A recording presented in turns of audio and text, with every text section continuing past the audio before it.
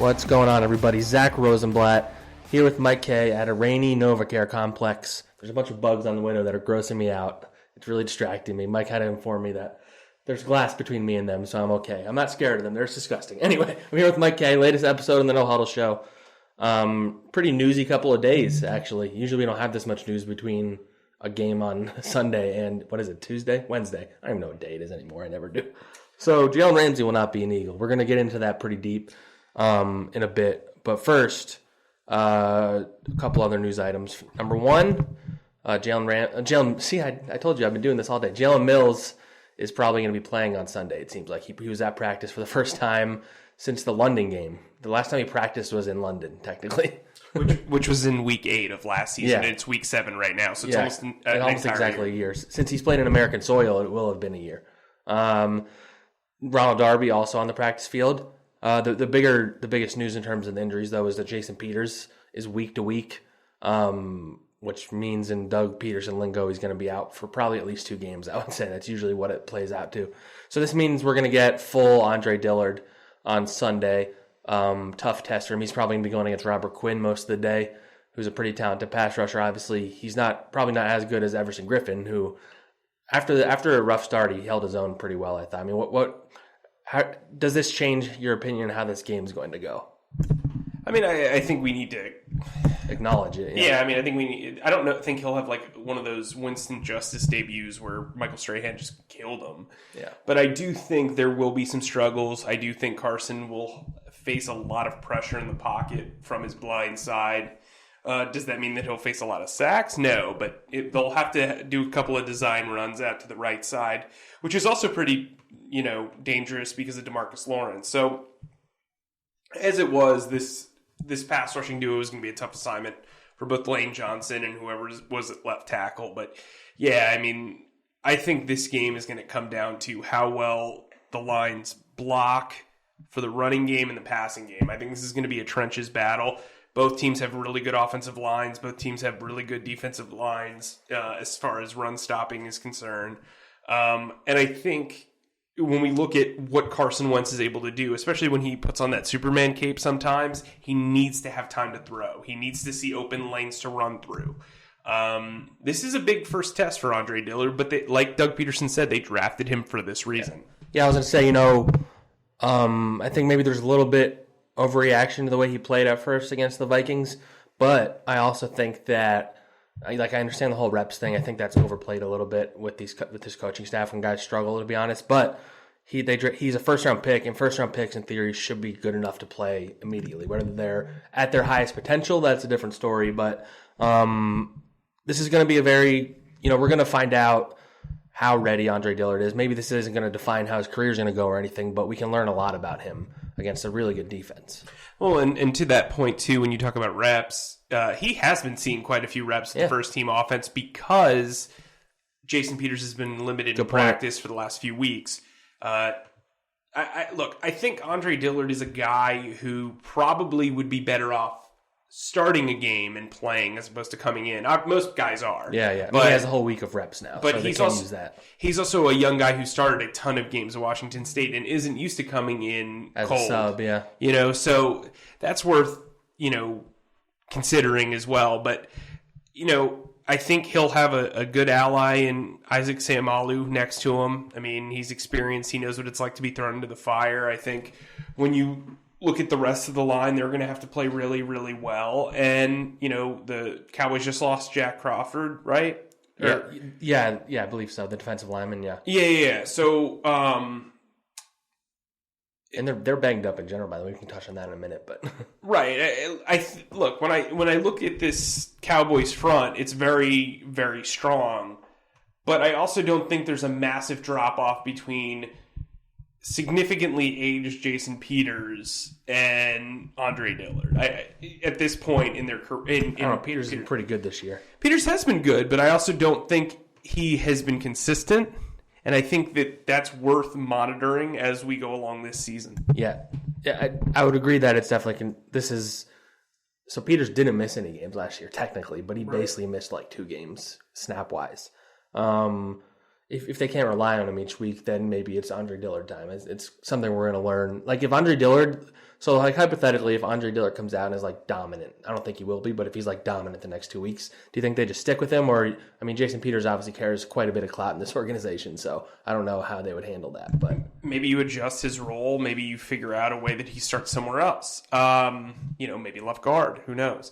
But, I mean, Jason's been good this year. I just think he's been relatively inconsistent. And when you constantly have to worry about a guy coming in and out of the lineup, maybe you do want to see what Andre Dillard can do over a prolonged stretch, especially with, the experience of having that Washington game. He knows what it's like to play in a game that matters in the NFL. He knows that the intensity picks up. He knows that the talent level picks up. I think last week is a good building block for him. Yeah, sure, he allowed 9 pressures, but it did seem like he had some really good snaps in there as well. I agree. All right, so on the other hand, the Eagles cut Zac Brown on what day did they cut him? Monday.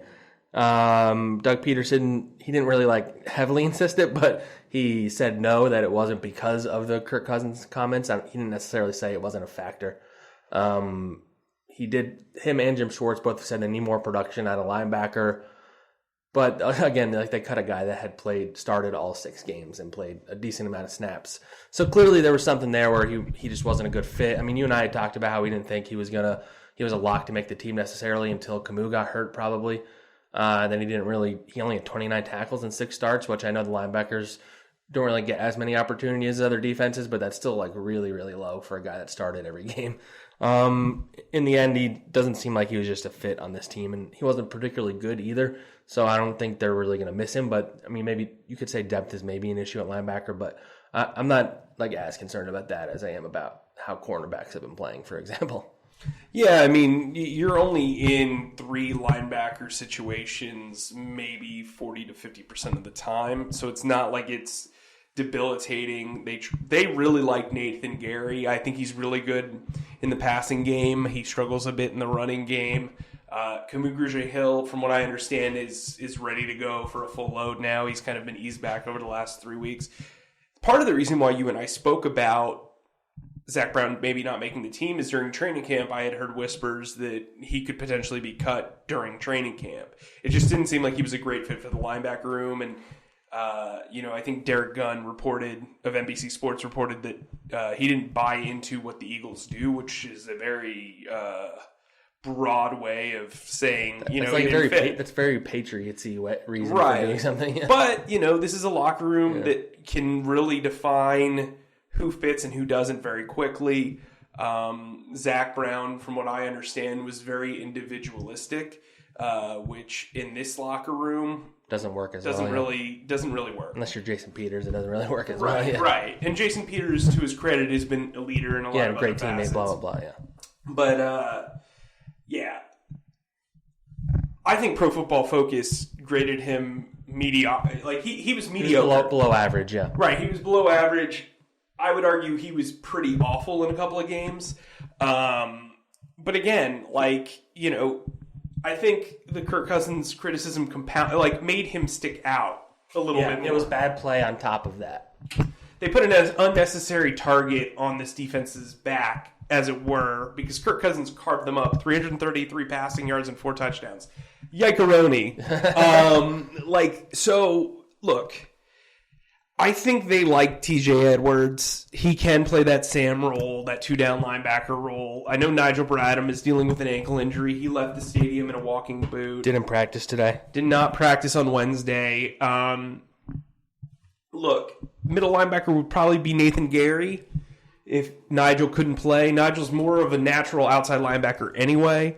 And then when he came back, maybe he plays outside linebacker at Sam, and then Grugier Hill plays weak side, and Gary plays starting Mike linebacker. Cutting Brown allows you to move Nigel Brown back to his more natural fit at Sam. And then, when we look at this linebacker group, they also have Duke Riley, who I would probably just keep on special teams, and then Alex Singleton on the practice squad, who by the time you probably are listening to this, the Eagles might have made a move to bring him up. From the practice squad, very violent player, very good tackler, good on special teams. It makes a lot of sense, especially given the timeline. There aren't a lot of people that can come in, learn the defense in 2 days, and then go play a game. So, Linebacker is a question mark. I don't think it's a major concern. Yeah, I mean, just to touch on the Kirk Cousins thing, if you remember last year, Camus, before the Cowboys game, had his whole thing that blew up. And I know Doug Peterson had talked about like how he pulled him aside and said, you can't do that. They kind of just like, nobody really talked about it. It was because it happened later in the week when it blew up. But like, I think that was like an underlying thing, even if they don't want to admit it. I think it seems pretty obvious that his personality combined with the, like, usually he would, like, a guy that like that would have just got benched for lack of production, not straight up cut. Well, and also Camus had been around for, that was his third year. I know, that's my point. Like, he had the cachet before that. Right. To put a bow on Zac Brown, we don't ever have to talk about him. We get out of here. Yeah, I mean, I never understood the enthusiasm towards him just because he had moved around the league so often. It was just because of his production. He had a lot of tackles in Washington. Tackles aren't. I know. If you look at his stats, like they're like, they look impressive on paper. Right. Yeah. But there's a reason why he's bounced around from team to team, and I think. I respect the decision to do it. I mean, now's the time to do it. You don't want him being in... Don't let it linger, yeah. You also don't want him to have a negative influence on the several young linebackers in that room or the defensive players in that room in general. I guess we'll hear from him soon because supposedly he's going to have a lot of interest. I'm sure he'll get signed by somebody. I do too, but I don't think it'll be as a starter. I will say the Eagles have done a pretty poor job of finding probably because they try and buy guys low, but they have done a poor job of finding linebackers in free agency. If you just look at the last 2 years, Corey Nelson was signed on the first day, and he didn't even make it to this season. Paul Wardlow, he got hurt, obviously, so it's a little different, but he didn't work out. That's the reality. LJ Fort, they didn't even play him on defense, and they cut him.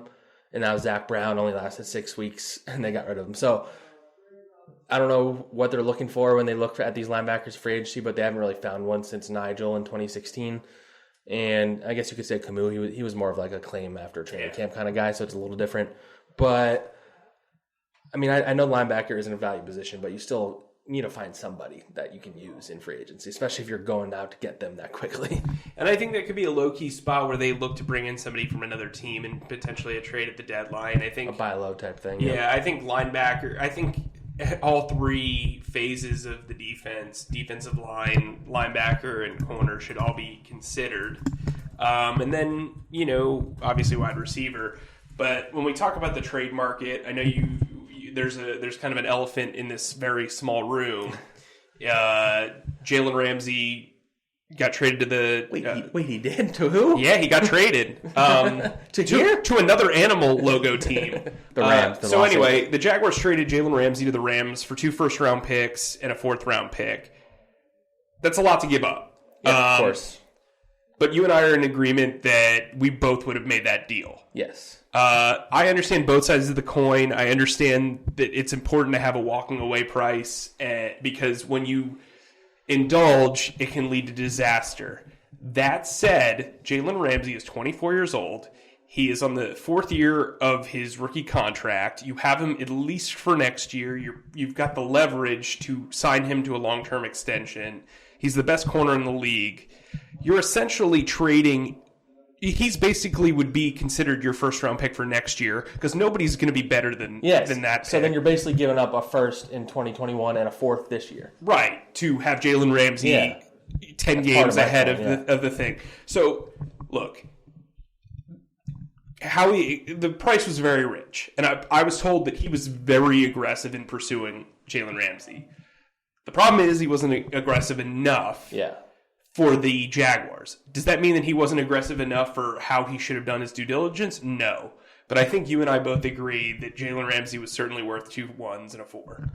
It seems like a pretty split, like in Philadelphia, among like who. The biggest sticking point is that the Eagles need a stockpile of young talent, and I think that's kind of a misnomer for a few reasons. Number one, they're projected to have 9 or 10 draft picks this year. And so if doing this trade, you only lose 2 draft picks this year, you still have 8 other ones.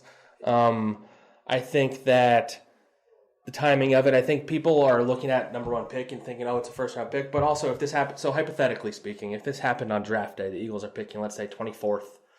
If they on draft day traded the 24th and next year's pick and a 4th-round pick this year, nobody would have batted an eye because you can see the number 24. But since we don't know where they're drafting right now, I think people are overreacting a little bit to that.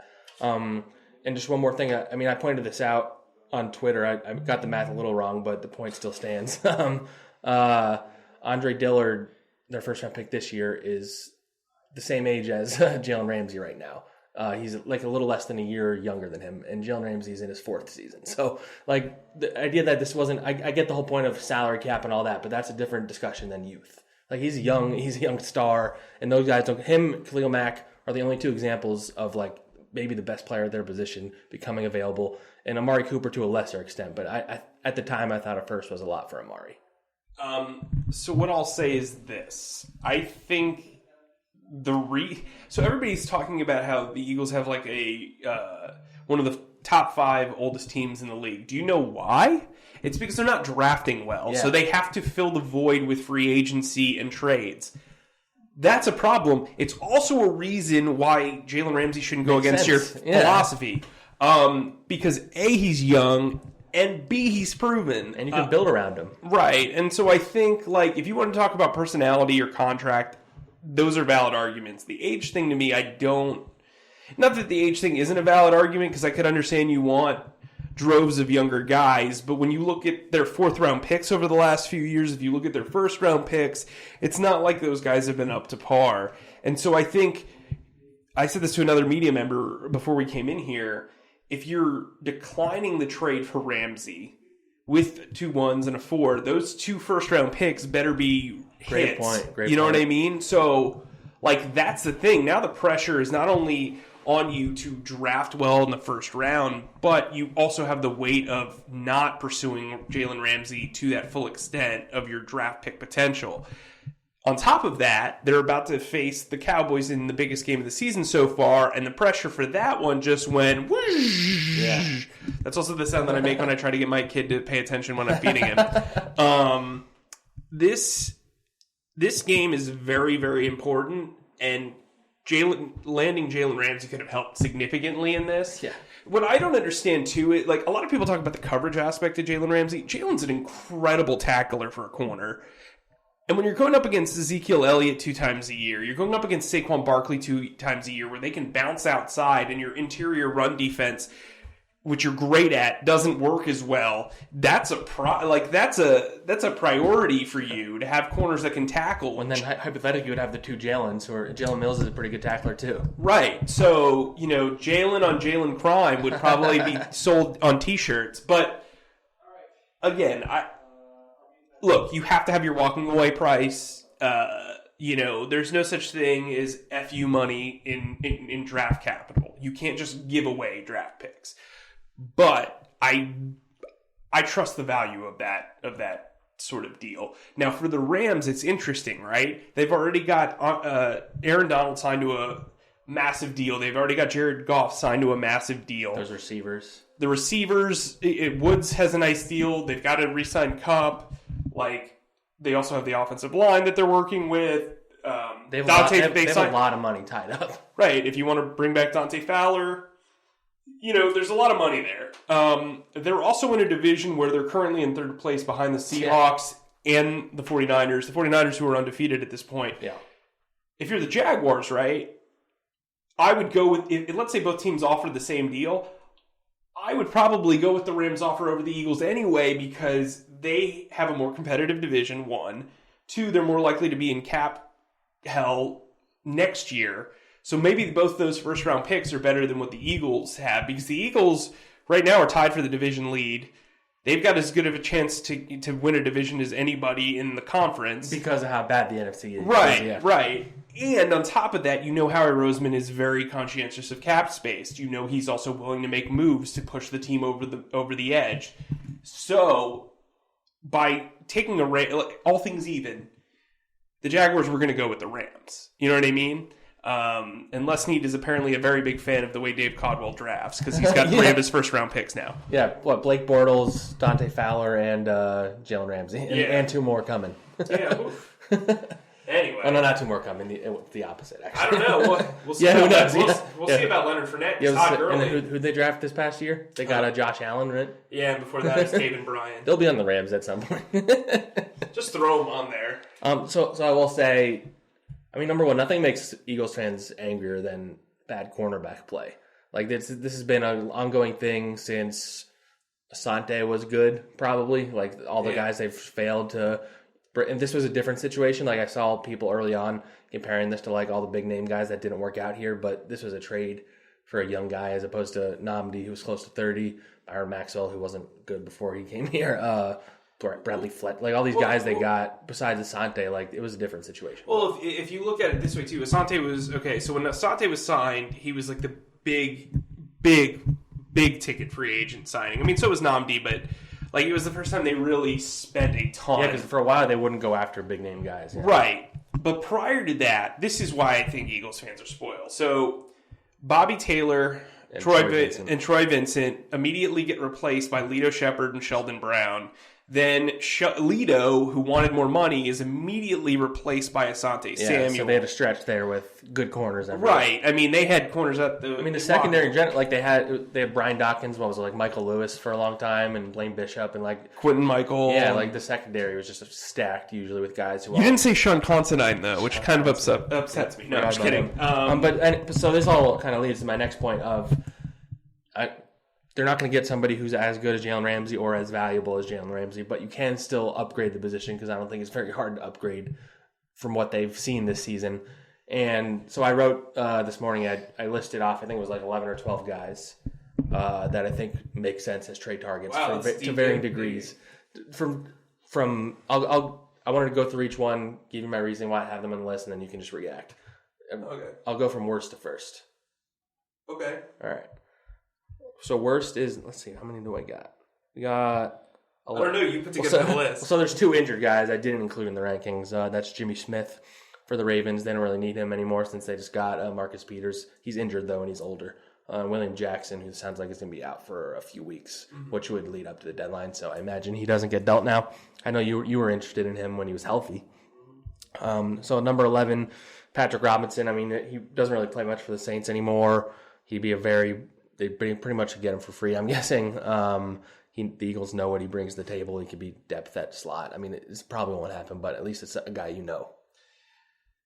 I mean, you've got Crave on the block coming back. Exactly. Avonte Maddox will come back. You've got a pretty decent nickel tandem. That said, if you wanted to move Avonte Maddox to the outside, or if like LeBlanc was more injured, or something. Yeah, that could be interesting. I guess I wouldn't put. Another like small scale one is Artie Burns in the Steelers. He doesn't really play much. And he doesn't play much for them anymore, but he is only 24, makes less than $1 million. He's pretty good as a rookie.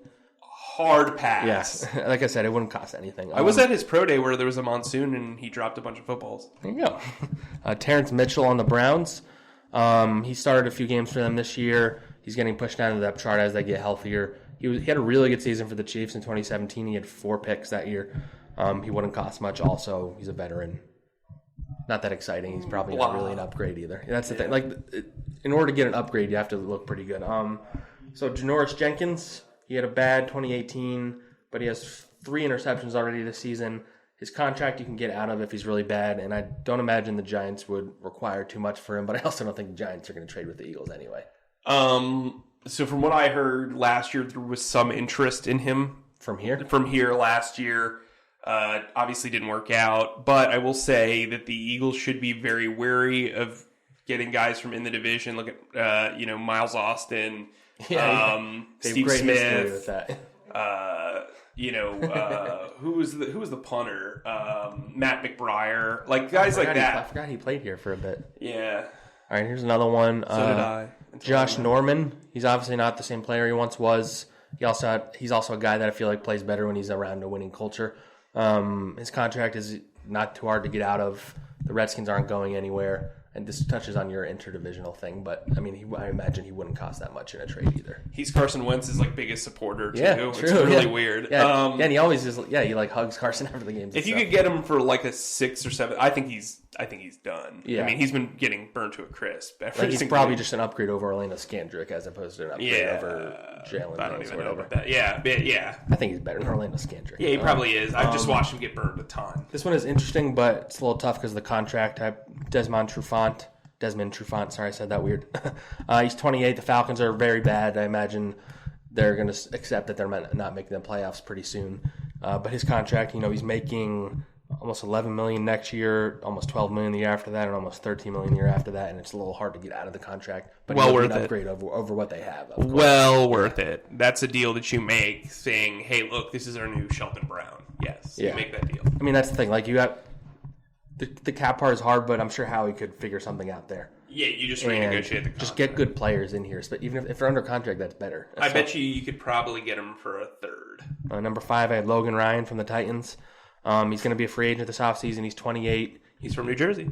From New Jersey. He plays in the slot primarily, but he can play outside. He's having one of his better years. And the Titans are also a team that seems like the wheels might be coming off. So maybe in a week or two, right before the deadline, you see how they're doing there. What do you think about him?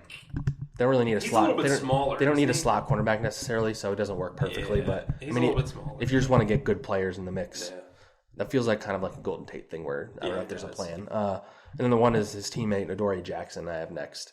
I don't think they would trade him unless it was like a blow-away offer, but he is young.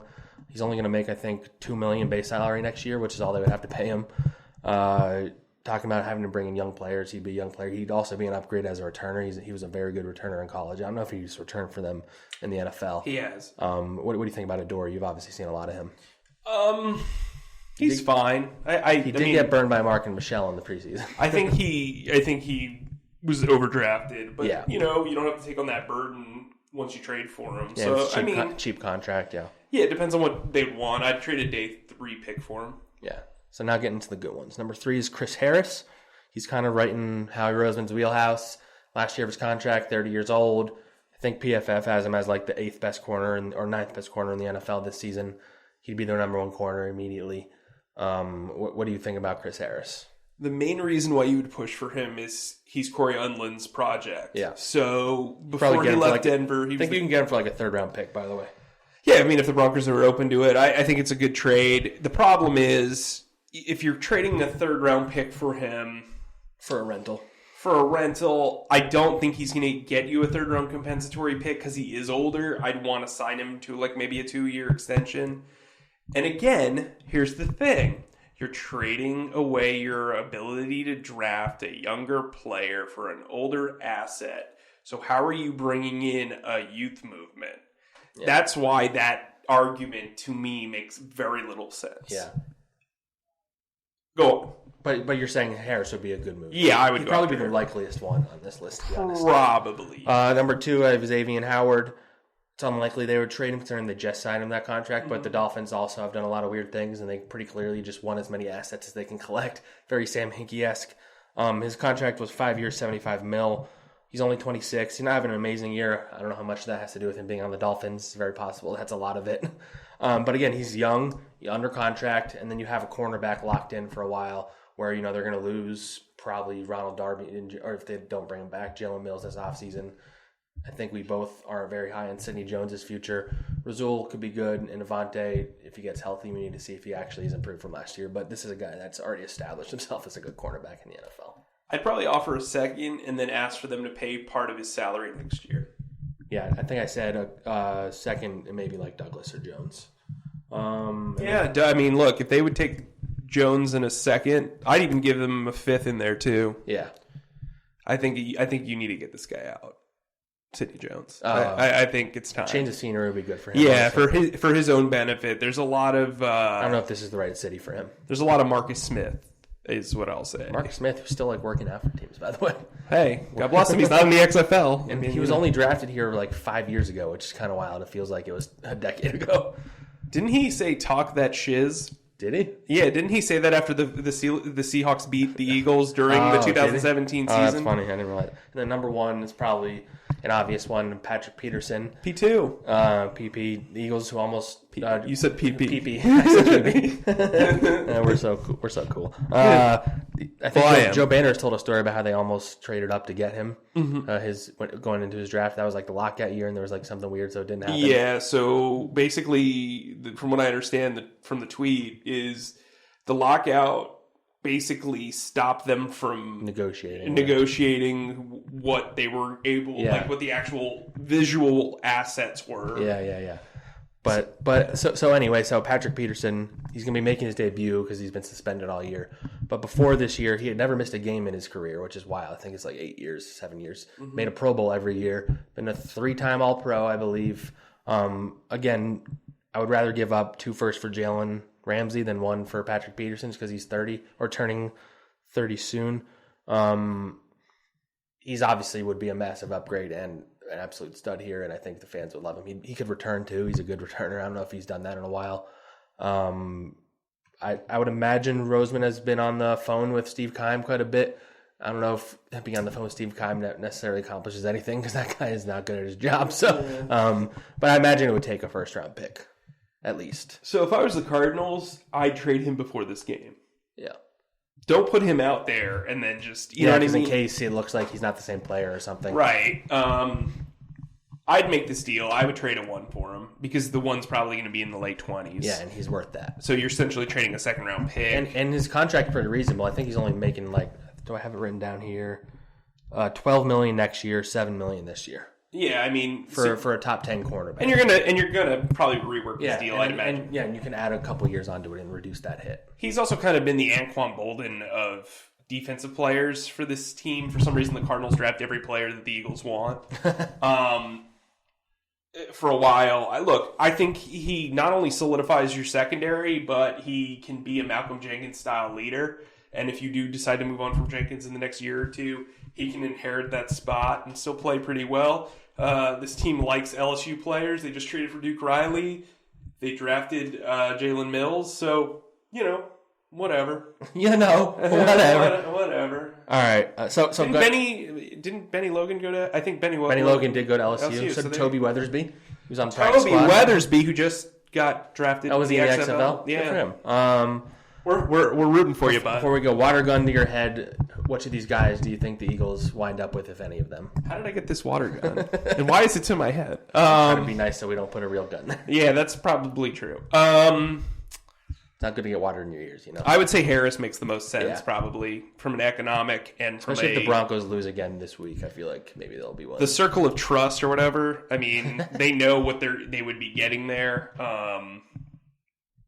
I do think there are risks with all of these trades. Yeah. Harris has kind of lost his step a little bit. He's playing well, but you never know what's going to happen. It's another rental also. Right. I think that's the concern.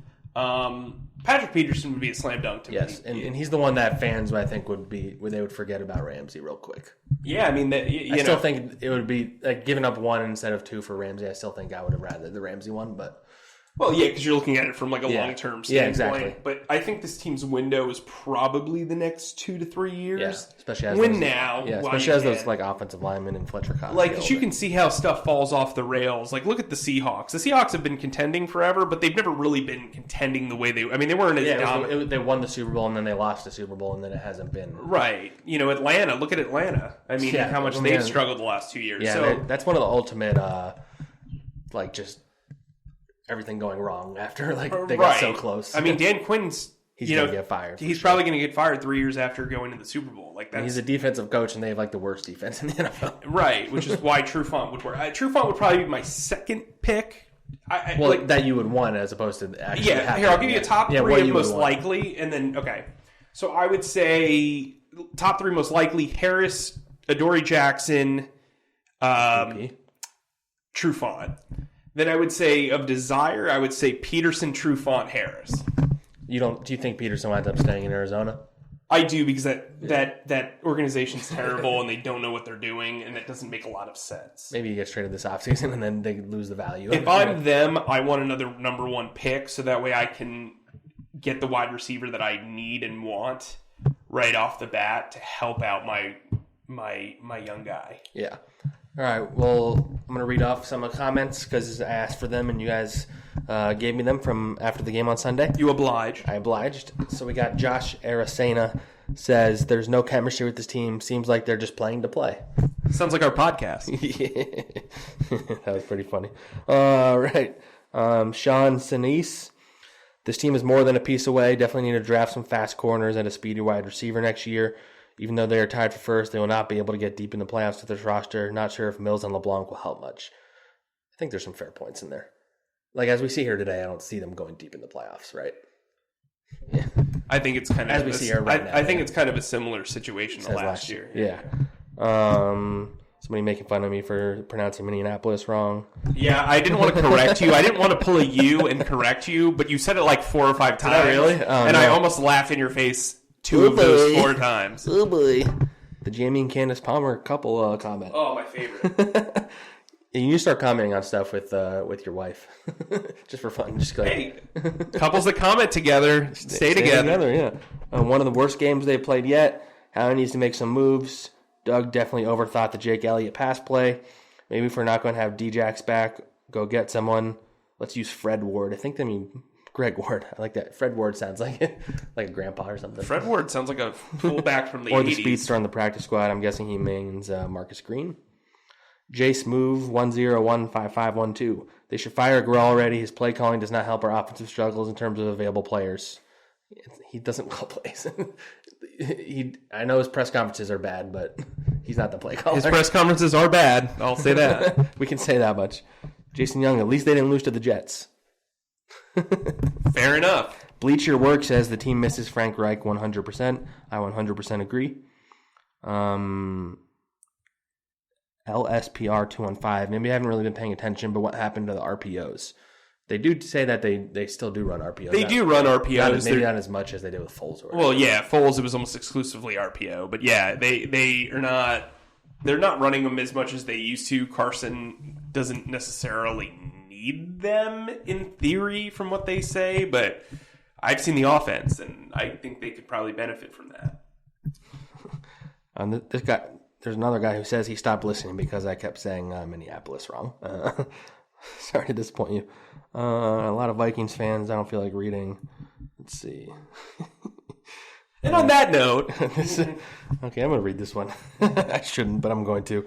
Thelma Peckerwood says, I acid farted in Eagles fans' general direction at the game and walked away. I'm a huge hog farming Minnesota gal and cute. A lot to take in there. You're right when you said you're right when you said you probably shouldn't read that. Oh my god! Oh man! You're getting made fun of so much for your laugh in this one. That was the longest I've laughed in a row. All right. Progressive Talk says, "Cry Eagles, cry." Fair. Let's see here. A guy saying Kirk Cousins is not good. All right. We'll end on that note. As always, leave us some comments on YouTube. Tweet at us, write us reviews, tell us how much you love us, and we'll talk to you guys later this week for our preview episode.